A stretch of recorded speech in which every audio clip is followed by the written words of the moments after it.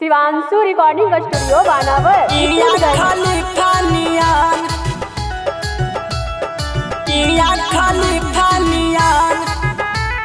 Mix by Mani Arya. हो गेलो जोबन सारी फानियान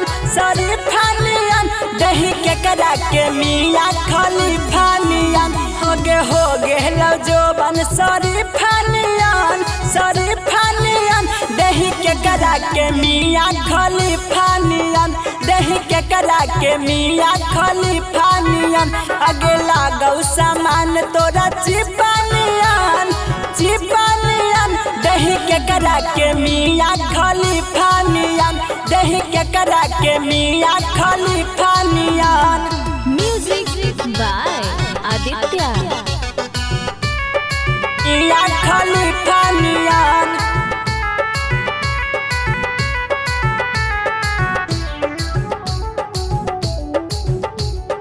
हो गेलो जोबन सारी फानियान दही के करा के मिया खाली फानियान।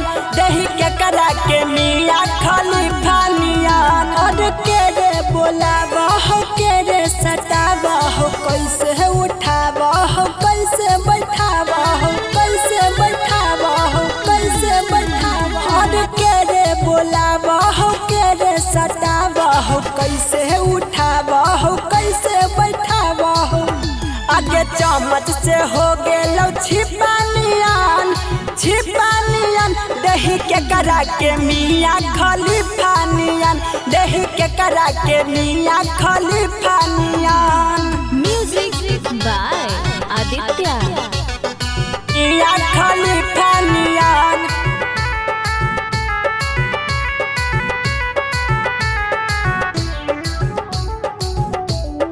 हो गेलो जोबन सारी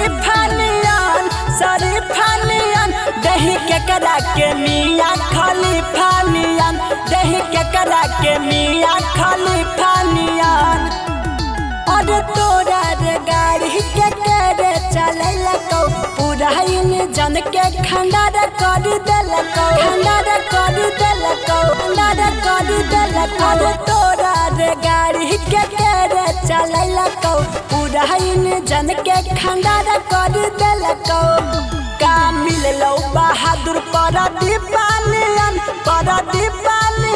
दही के करा के मिया खाली फानियन। दही के करा के मिया खाली फानियन। शिवांशु रिकॉर्डिंग स्टूडियो बानावर, किशुनगंज।